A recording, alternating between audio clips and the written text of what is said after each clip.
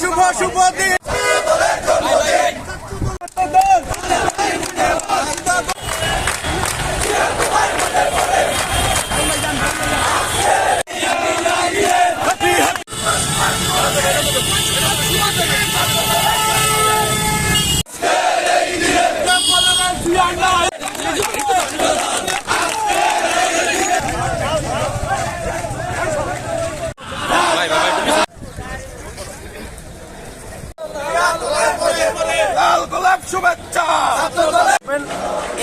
এখানে গত 2 বছর আগেও গোলাগুলি হয়েছে, এখানে 2 বছর আগেও রক্তাক্ত হয়েছে। এরকম তার মাজারে শ্রদ্ধা জানাইতে আসার সময় অনেক নেতাকর্মী, বিএনপির অনেক সিনিয়র নেতাকর্মী এখানে রক্তাক্ত হয়েছে।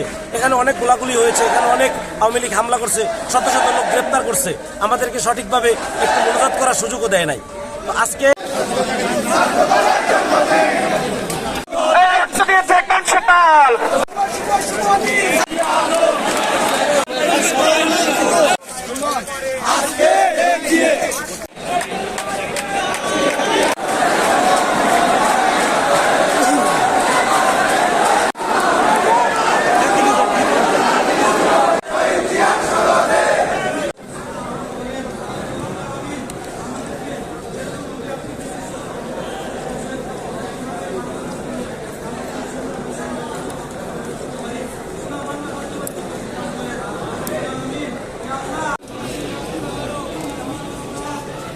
ছাত্র জনতার গণ অভ্যুত্থান পরবর্তী সময়ে যে বাংলাদেশের যে ছাত্র রাজনীতির যে ইতিবাচক পরিবর্তন হয়েছে, সেই ইতিবাচক পরিবর্তনে সুযোগকে কাজে লাগিয়ে আমরা একটি শিক্ষার্থী বান্ধব ছাত্র রাজনীতি আগামীতে উপহার দিতে চাই। এটি আজকে ৪৬তম প্রতিষ্ঠাবার্ষিকীতে আমাদের অঙ্গীকার। আমরা নিজেরাও সেগুলো পালন করছি।